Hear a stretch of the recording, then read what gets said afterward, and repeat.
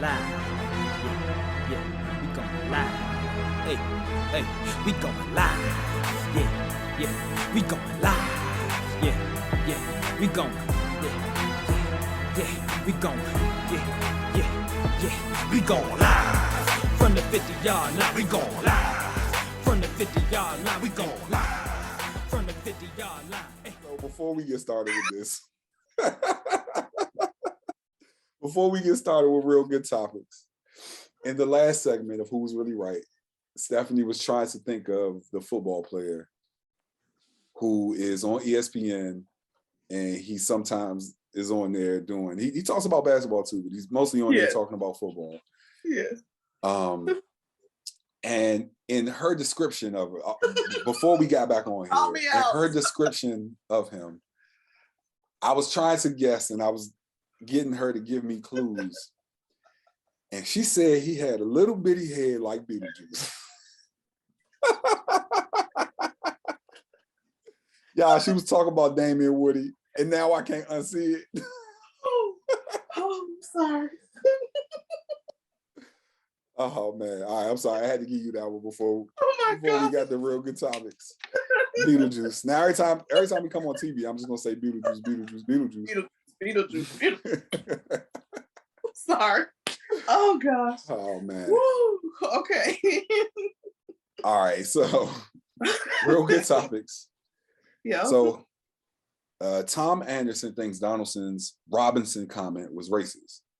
Yeah. And explaining, he said that he said it before and only said it because of a 2019 comment from Anderson where he stated he felt like he was going to need to be the Jackie Robinson of baseball and change how the game is played. Was this truly racist, or do you think he was being overly sensitive? So since I put this on here, a little more has come out. Okay. And Tom Anderson has been suspended. Mm-hmm. By the MLB, and they considered it racist. Tony La Russa came out and said he felt it was racist. Mm-hmm. And obviously, Donaldson has said he felt like it was racist, right? Mm-hmm. I mean, Tom Anderson. I'm sorry, Donaldson was suspended. Tom Anderson says he thinks it's racist. I feel like if you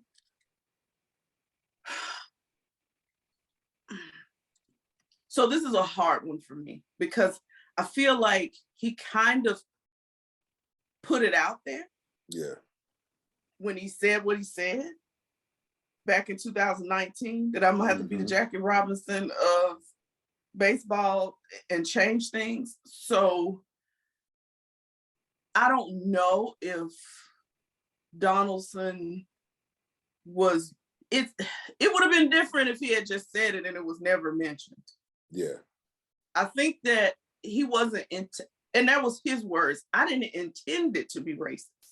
Right.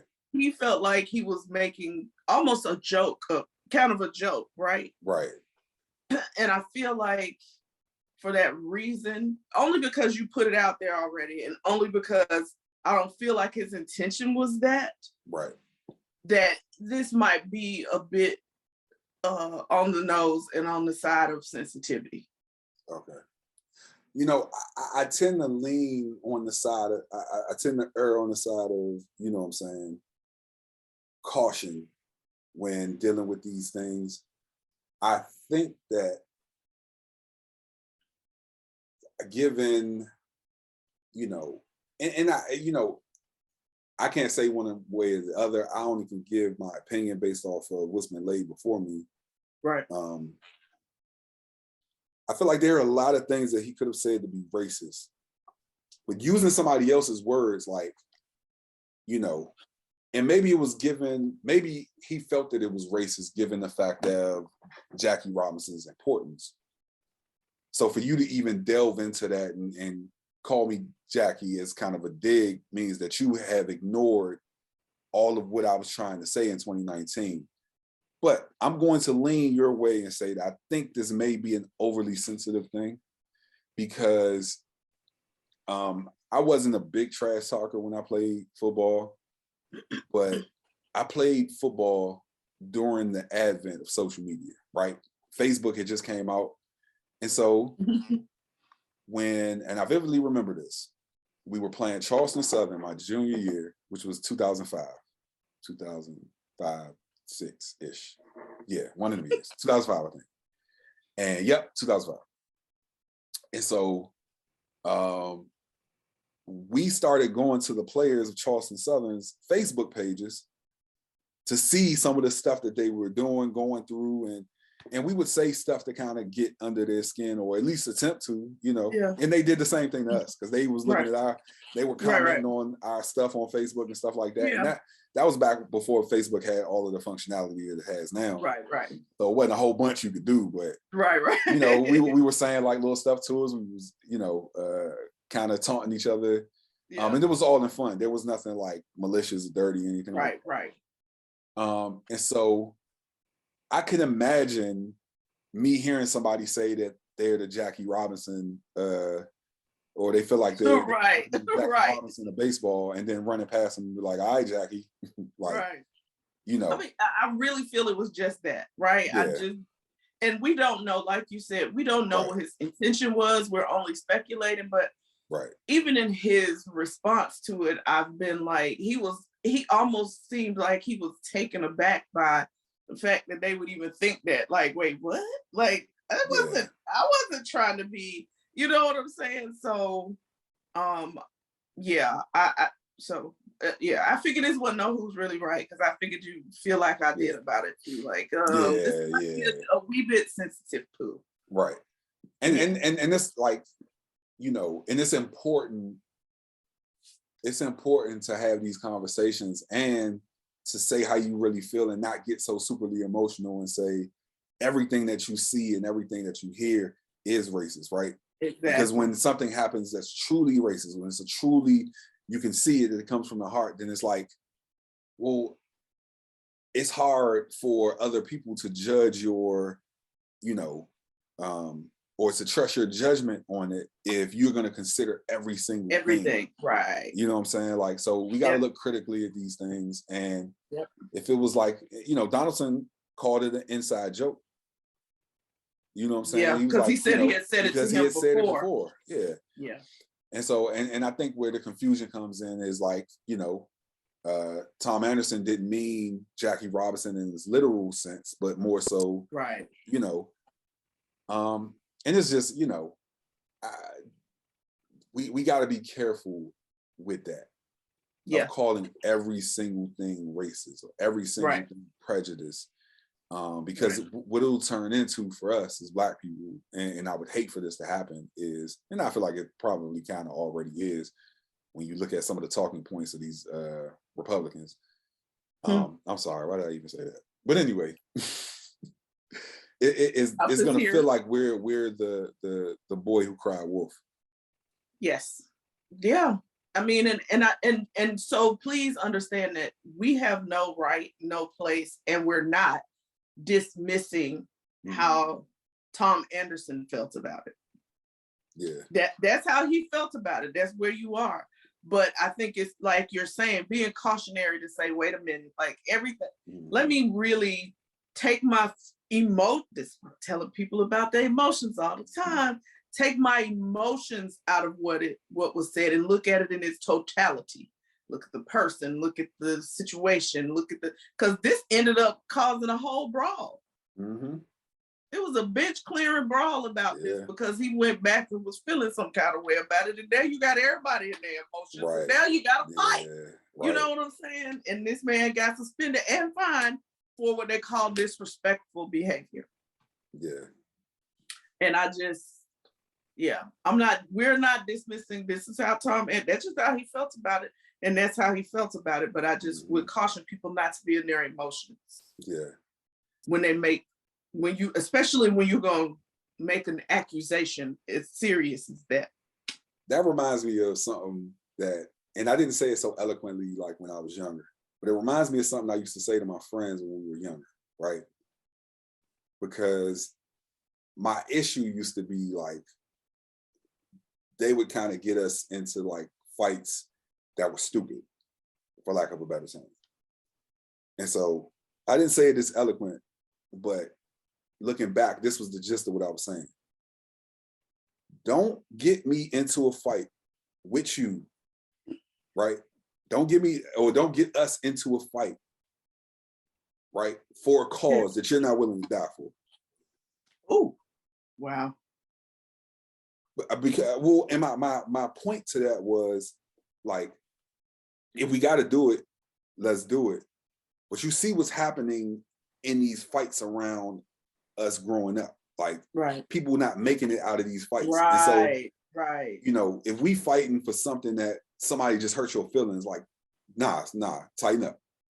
Right. But if it's something over the top, disrespected your mother, you know what I'm saying, something like that, like, then that's something totally different, and I get it. But like, don't jump us out there for something that's trivial. Right. Like I said, I didn't say so eloquently younger, but well, I'm sure you use some other words too. Yeah. So yeah. All right, I'm sorry. But yeah, I don't want it to be. We're not dismissing or taking away from how Tom Anderson felt about this. Josh Anderson I just wanted to be seen as the totality of what was happening and not just the feelings that he took from it. Yeah.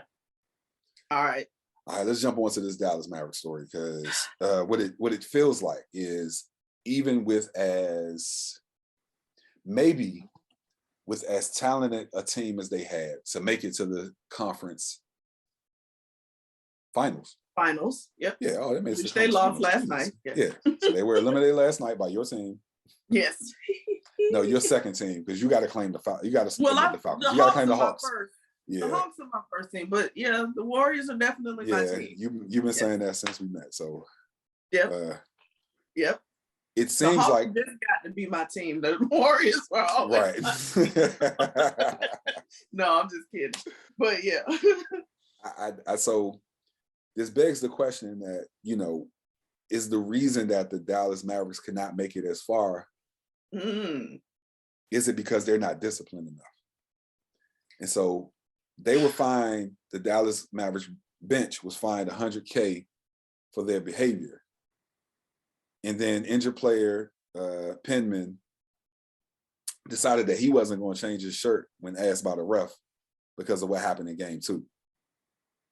Now, is this a head coach Jason Kidd thing, or a Dallas Mavericks organization cultural thing? Because if you remember, a few years ago, some stuff had come out about the Dallas Mavericks organization, and Mark Cuban quickly, you know what I'm saying, went to obviously defend his organization, but also make changes based off of kind of what came out. Coaches, yep. About, you mean like head coach and all this? Yeah. So I will say this. I think that Mark Cuban is a different type of owner than your typical NBA owner. He has almost a rebellious spirit himself. Yeah.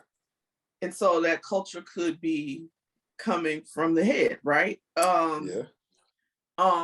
As far as Jason Kidd, I wonder if he has true control.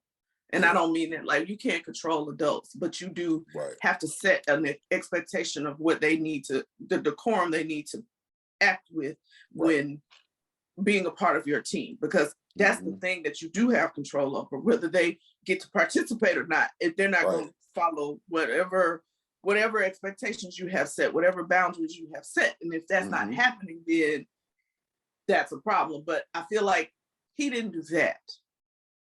Okay. There's no expectation, no boundary set, right? Yeah. And sometimes this happens when you are attempting to be a player coach, a player's coach. You kind of come off as friend versus leader. Right. Yeah. And and I know that this is tougher for the person who played basketball. Right. they typically are the ones who are the players' coach, right? We look at a Steve Kerr, we look at Tyronn Lue, like these people played basketball and they just those are the way that they are with their players, right? And so I feel like that's part of the issue that's going on. Because I'll say this, if he had more leader style with him, even when Penman was asked by the ref to change his shirt. So a little background, y'all, he had on a white shirt and the Warriors were wearing white. Right. And so the ref saw this and said to him, hey, we need you to change your shirt because, you know, you on this bench, they playing in the middle of the game. That is something that might, and it's sure enough, because he didn't change his shirt, it happened. Yeah. Steph Curry, accidentally, you know, because Steph do no-look passes all the time, right? So he just see white to his left, and he threw the ball that way, and it was right into his hands. The other problem with that is they were all standing up. So he looked they were all standing up over there, which is why they got fined in the first place. The first time, because they don't sit down like they're supposed to. And they're in the way when people falling and all of this kind of stuff is happening. It's a mess. So I feel like there needs to be some reining in, if it's from the top with Mark Cuban or Jason Kidd. I don't care who does it, but some reining in needs to happen and some discipline needs to be put in place. We can't control you as an adult, but you will follow the rules, or you can have a seat or the bench or back there, like whatever you know what I mean. But you're gonna do what we gonna all do, right? You're gonna do what I say. This is the line right here, baby. This is what you gotta stay behind, and that's it. And so I feel like that's something that needs to be addressed. I feel like it was more evidence. I know we didn't talk about this, but it was more evidence because watching the game last night. And I sent you text messages because I was like, Luka Doncic is acting a fool out here tonight. What are you doing, sir? You're not even going back. It's 4-on-5 back on. You playing the Warriors. You can't be. I know you're not the defensive dynamo that, you know what I'm saying, but your body is still a body. And when you don't get back, I think it's possible that he's just not in good enough shape. No, he was winded. They were saying it. They were like, he is tired. But tired or not, I've seen many of them winded, tired. But they're going to go up and down. But you're not going to stay on this side of the court while the whole rest of your team is down here, because they might be tired too. Right. They might be winded too. It's some people who have, I look at what's the kid who just came back for the Celtics? Miller. Oh yes. I could tell this baby tired.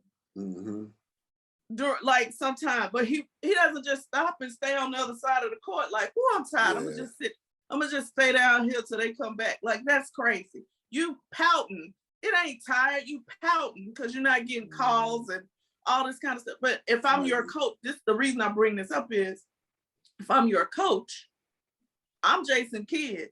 The first time you did it, I probably would have pulled you out of the game, like, you all right? Because we won't have that happen again. But the second time it happened, bruh, if that's how you feel, I'm gonna need you to have several seats for the rest of the night. You know, I don't care who you are. It's funny that you say that, because I would certainly be this type of a coach. To me, the lesson means more than the win. And absolutely. My best player, I have to sit them on the bench to teach not just him, but the entire team a lesson. I would be 100% willing to do. Absolutely. You can't be my leader and this is how you act. No. I'm gonna find somebody else. Some of these other dudes out here is giving 110%. Brunson could have been their leader. Yeah. Because he give 110% with his little stuff. He be getting it.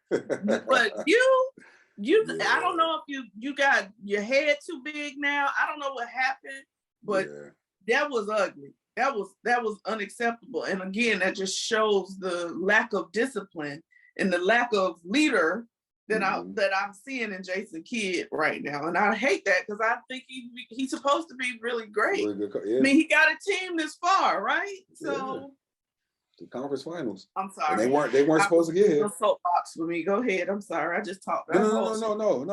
That's fine. Like they weren't supposed to make it this far. So it does beg that question. You know what I'm saying? Like, is this coaching? Is this leadership? It's cliche, but attitude reflect leadership. You know. It's unfortunate. Yeah. Get it together, Jason. Yeah. But how I was you feeling? asking for you to get the job with the Lakers. Was this how you were going? Yeah. No. That might be because you still would have to. You would have to deal with. You would have to deal with some. Yeah. You'd have more than one. Woo-hoo! No. Right. No. All right. Now, how you been feeling? Like, it's documented that I haven't really watched the NBA playoffs like that. Yeah. I'm gonna watch the finals because all of them gonna be on ABC. But you've been watching. I've been watching. And when you texted me yesterday, I was knocked out. I figured when you didn't respond, that's what it was. Yeah, I was out. And so, how have you been feeling about like these very uneven games where there've been blowouts on both sides? Like, what do you think about that? I've watched because I just want to see, but it hasn't been good to watch, right? It hasn't been fun because, I mean, quite honestly, you watch sport for competition. Right. And it feels almost like one team is actually playing and the other one is in the All-Star game. Yeah. That's how it feels, right? And it's moving just real slow, going through the motions. Yeah, it's just not been good. And it's not a home team. We could have made the argument that it's some home cooking and it's the crowd, but that's not even the truth. Like they're winning, like it's whether they're at home or they're away, it's one team is going to play really well and the other team is just really going to suck. That is how it's been. Last night's game, for the most part, up until the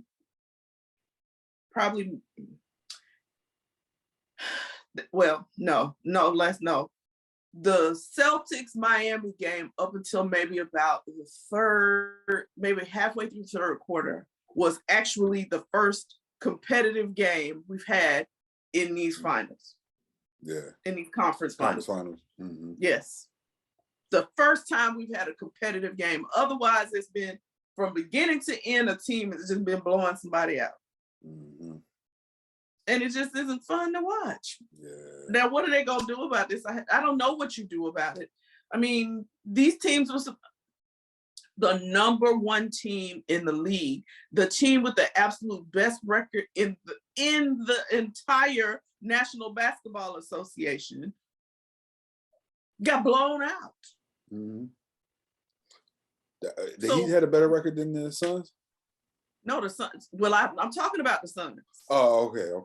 I'm sorry, I'm switching. I'm talking about the Suns. They had the best record in the NBA. Yeah, and they got blown out in the. They got blown out. Dallas. In the game 7. So what is it that we're supposed to do? I don't know what can be done other than these coaches need to. I don't even know. Like, do the players care enough? I don't know what it is. I've never seen any. It's the first time I've ever seen anything like this. Yeah. Across the board like this, the first time I've ever seen anything like this. So I hope it's an anomaly and it'll go back to normal next year. I don't know. This might be here to stay. Oh, I'm not here for that. I'm gonna need them to fix it. Mm-hmm. And I think it goes to kind of the point, and I'm going to paraphrase because I don't remember exactly what he said, but what is his name? Former Laker. He played with Magic and Kareem. James Worthy? Big Game James. Yeah. He said that today's players only practice threes, lift weights, get tattoos, and go on social media. Ooh. And so, I mean, he has some inside information, so I feel like he knows what he's talking about. But, you know, I think that is what is, you know, pushing this. It's a few other things, and I won't get too deeply in them because I know we got to keep moving. But I think that the amount of money and some of this other stuff that is happening off the court is forcing these players to not be as hungry as the players of old. Now, the older players, these players are, in my opinion, are a lot more skilled than the players of old, but they definitely don't have as much grit. No. First of all, the game isn't even, look, Reggie Miller says this all the time. Mm-hmm. All the time. This is his soapbox about how he feels like, you know, these players are whiny and all this kind of stuff because they always, you know what I'm saying? They always got in their way. And he was like, the things that they call fouls now, back in the day, we would have just took it and, you know, wiped the blood off our nose and kept going, you know? Yeah. So, and they actors now. Everybody's an actor. Mm-hmm. For the flop, the call, or whatever. And so but here, wait, hold on. Reggie Miller didn't say that part, did he? No, he was the king of flop. I was about to say he was the most flop in this. He started the whole it. Thing. So yeah, no. I'm saying that part. But this goes back to the point from our last, where we just talked about, to me, as a coach. If you're going to play for me, like some expectations of, so my husband was a basketball coach, right? It wasn't at the professional level. It was just AAU. However, he was always able to prep his team up. The talent level might not have been the best, but they always won because he prepped them up. Yeah. And so as a coach, what are you doing in the preparation stages? If to James Worthy's point, if all you're doing is allowing them to do what they want to do, and that's shoot 3-pointers and train and weight train, then that's a problem. They need to be doing fundamentals. They need to be laying up. They need to be some drills. What are you as a coach? I know the NBA has changed, but it's some stuff that just maybe it needs to come back if it's gone. Yeah. You as a coach, some of this responsibility and onus has to go to them as well. Like, what are you doing with your players? I think they need to be doing more than just shooting threes and using I saw Steph and Jason Tatum doing this and warming up with the little band thing and somebody holding it and they running and all of it. Listen, what happened to that stuff? Wasn't around before. Well, so to that stuff though, as exercise science continues to, then you know what I'm saying, like some of that stuff is going to be incorporated in what's done. You know what I'm saying? Like we gotta look at the science and how to make people move more efficiently. That's why players are bigger, faster, stronger. Yeah. But what you were saying just now kind of goes to my point of the culture of the Miami Heat. Now, the reality is they just don't have enough talent. But they were the #1 seed in the conference, and they are in the conference finals without the most talent. You know what I'm saying? And so I think they built the culture of having guys, and it's not just the coaching staff, it's the entire organization. Where we're going to have guys who have grit. We're going to have guys who are coachable. And you know what I'm saying? Even when we got to fight. Even when we disagree. We got to fight. It ain't just a disagreement. We got to have a brawl amongst ourselves. I'm about to fight my player, right? I'm about to fight my teammate. I'm about to fight my coach. Yep. But I think all of that stuff.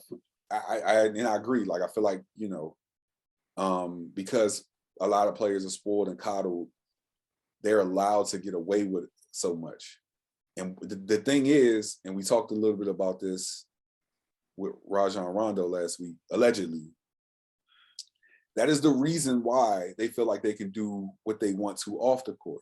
Because a lot of their bad behavior, and I'm not speaking specifically about Rajon Rondo. It's reinforced. Right, Absolutely. it's reinforced. Absolutely. So, yeah. Yep. Okay. Let's move on to Brittney Griner though, because this right here. Yeah. So, I think after looking at what people have said, looking at what people have, you know, been kind of like the conversation around it, I'm not liking some of the conversation around this, right? Mm-hmm. Because what I'm starting to feel like, and I think I'm seeing this more on Black Twitter. What I'm starting to see is that this has become a conversation more around sexism. Okay. And so let me give you an example, right?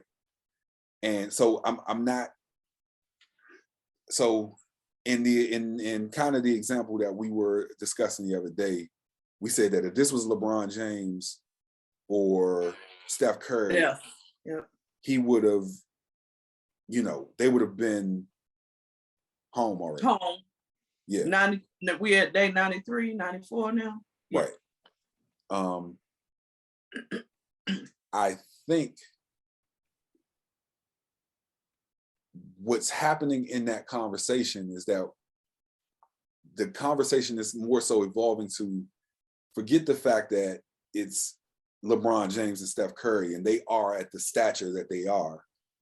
It's becoming, well, this man would have been brought home and this Black woman is being left over there. So, I mean, and because I don't agree. I agree with what you're saying because I don't agree with that's the direction this should be going in. But to for any of our non-Black friends who listen to this, the context in which this is why they're pulling that out of that is because there is such a huge divisiveness that divisive spirit that has come between Black women and Black men. Yes. And the treatment of a Black woman by a Black man. Right. And so any opportunity, people who are pushing their agenda or their narrative, they find a way they can slide it in. That's what you're saying. Like, you know what I'm saying? That's what's happening. It right there. They're hijacking. They're hijacking the narrative. Story. Yeah. And what we don't want to happen is for them to hijack her story, because the reality of this is an athlete. This is a 7-time, what is she? A 7-time All-Star. All-Star. And 2-time Defensive Player of the Year. Right. So she is a athletic star. Right. Which the gender part of this only equates to the fact that if it was a male star versus a female star, that there would be more being done if it was a LeBron or a Steph because of their stature as athletes, not their stature as male, female, gender. Gender. It's not about that. It is literally the conversation that was had with her wife was around the fact that if it was one of them, there would be more being done. And it's not fair, not because of gender, but because she is also a star athlete. Right. And the same attention should be given to her situation. Okay. To advance this conversation, right? Because I have what I believe to be the real reason that she may not have been brought home yet. This has nothing to do with that. I know where you're going. Yeah. What? No, go ahead. I know where you're going. Go ahead. And the reason why, and I won't even, let's remove Brittney Griner. Let's say that this is Candace, what's her Parker. name? Let's say Parker. this is Candace Parker. Do you believe Candace Parker will still be over there?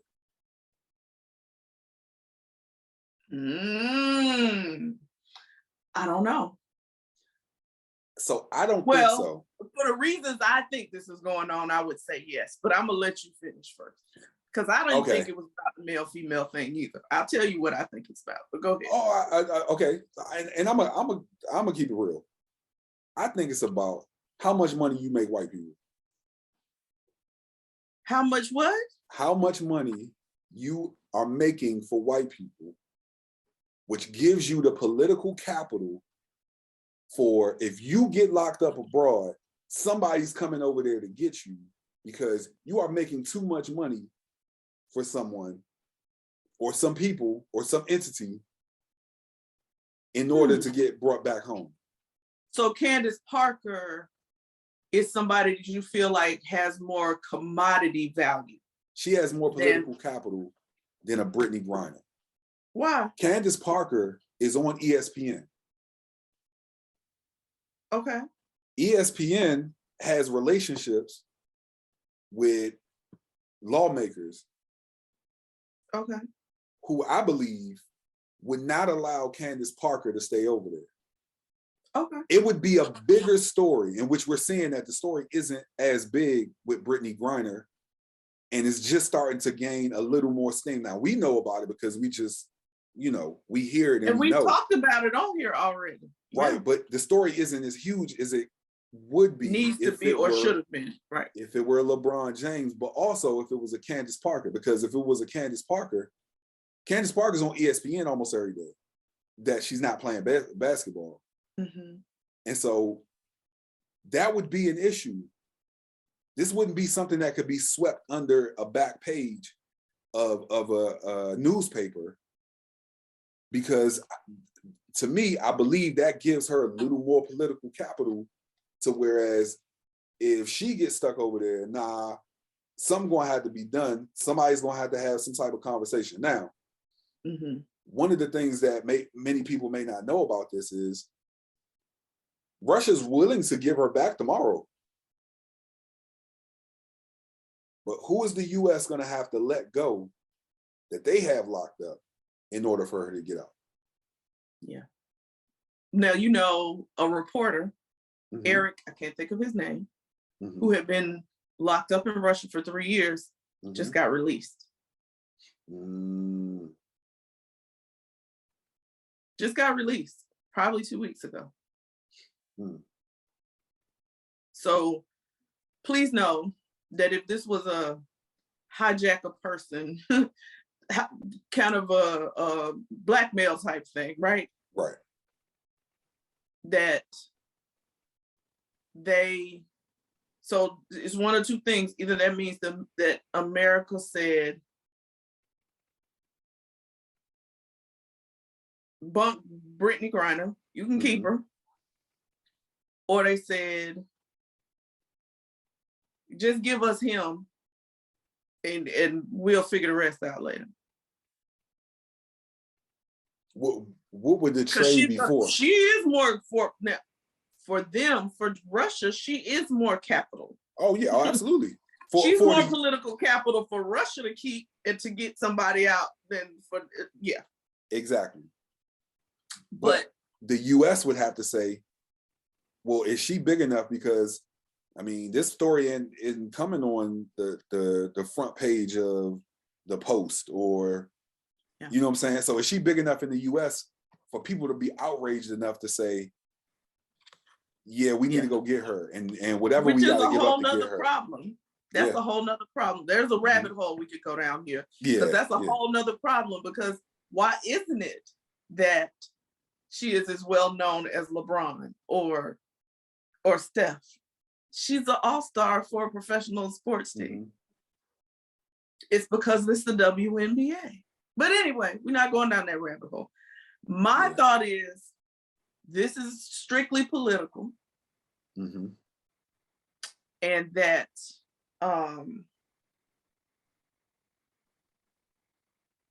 it is going to take, like Sherelle, I think her name was Sherelle said, her wife, spoke and said it's going to take President Biden, because guess what? Mhm. President Biden met with Eric, whatever his name is, family, Mhm. and they got their son back Right. within a month. Mhm. It's going to take President Biden. Actually, I was joking about this and said, really Trump, because he's the only one that Putin likes, Right. to go and get Brittney back. Yeah. But I will talk from the two things that I heard. So the lady who interviewed Brittney Griner's wife is an attorney. And so she's really pushing this issue right now for people to sign the petition. And for, I think it's freebrittneygriner.org, I think is what it is. I will double check that. For people to sign the petition to call their legislators, and for President Biden to meet with her wife. She's really pushing those narratives. And the pushback was the media had been told, the NBA, WNBA had been told to be quiet about this issue because they were concerned about what Putin would do if they thought that she held too much of importance to it. It's kind of, so reverse psychology kind of thing. Yeah. If we don't talk about it, then they don't feel like it's that big of a deal to us.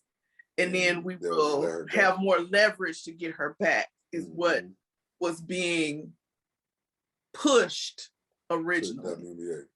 But once they got Eric got back, now the US has classified her detainment as wrongful. Okay. It was not in that status until they got him back. Catch all of this. Okay.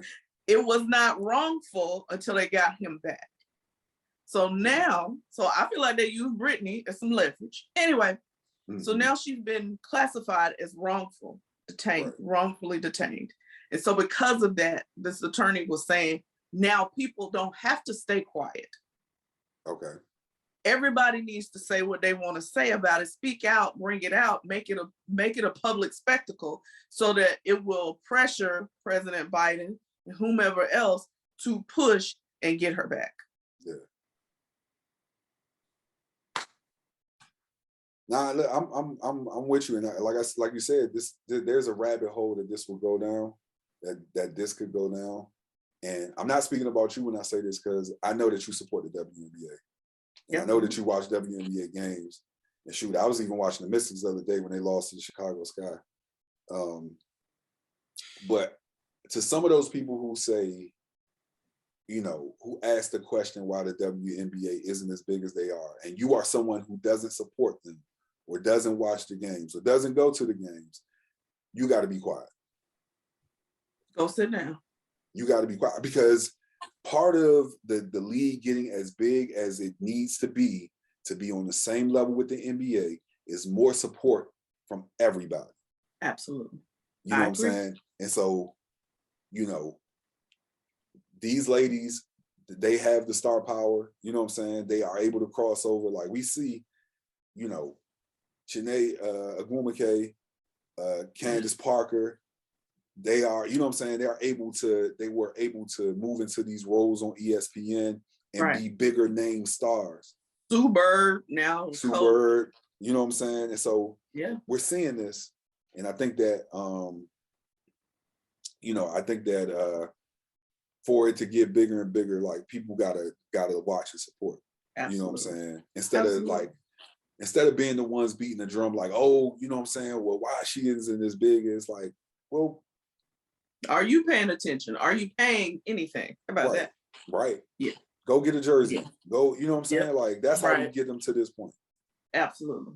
Yeah. Because I mean, when you say Diana Taurasi and somebody like, who? I'm like, yeah. You sleep, you don't know who Diana Taurasi is. Like, okay. So, but people don't know who Brittney Griner is. Right. And that's my thing, right? Because and this is for reasons, maybe I wouldn't say beyond her control. Like everybody isn't in front of the camera media person, right? Everybody isn't a media darling, or they don't even try to be. And so I don't think she's ever put herself out there like, in the ways that some of these other ladies have. Yeah. That you would She's know. a superstar. I don't care if she don't ever. We know who Marshawn Lynch is, and he never wanted to do an interview. But that goes back to the point of, if you don't have enough people supporting this product, then the superstar of that league is only known to a certain small amount of people. Yeah. Like the NFL is a behemoth. So you're going to know lesser known stars, you know what I'm saying, with the type of reach that they have. Yeah. So somebody like Candace Parker is known, we even know her daughter now. You know what I'm saying? Right. And you know, Shanae Agumake, like, you know, they are known. Even NECA, because NECA was in the movie. Right. LeBron. I can't think of it right now. Space Jam. Space Jam. Yep. And so, you know what I'm saying? Like, this, you know, and that goes again like down another rabbit hole. You know what I'm saying? Like, I mean, we can talk about this. This need to be 8 episodes. Right, yeah. The WNBA episode. WNBA is just 8 episodes. Like, it's just, I don't know. All I'm gonna say is I feel like everybody who has a voice, who cares at all about another human being, should do something. That if you got something you can do to help in this situation, whether that's call or sign a petition or whatever that is, if you've got a platform, let your voice be heard. Let's get her home. Yeah. Let's get her home. Definitely. President Biden, I'm speaking for me. This ain't got nothing to do with the podcast. I'm gonna just speak for Stephanie to say, sir, I would like for you to step up to the plate right now. It hadn't happened a lot thus far. Step up to the plate right now and just go and get Brittney Griner back. Well, I ain't saying go, because I don't know if you'd come back if you went, but make sure you get Brittney Griner. Look, I'm gonna say something real unpopular. Trump would have got her home. Oh yeah, because it would have been looking good for him. Yeah. I mean, and he still could. He could go get her. Listen, Cheeto, you can get her right now if you want to. It's not going to, because it would be against the, like, it's not going to look good enough for his MAGA campaign. Yeah, it's not going to look good enough. And okay, we're about to go down another rabbit hole, but the other reason he would not do it right now is it's not going to be of advantage to him, his run to be president again, for a couple of reasons. One, it goes against the whole MAGA thing, but it'll alienate his white evangelicals because she's a lesbian. And what she was accused of. And what she was accused of. And she's an African American. Let's be clear. Yeah. Yeah. So. Yeah. All right, let's we done, y'all. Sorry. Yeah. Sorry, guys. All right. We were real passionate about this topic. Put the cameras on me. Put the cameras on me. Put the cameras on me. Put the cameras on me. Put the cameras on me. Put the cameras on me. Put the cameras on me.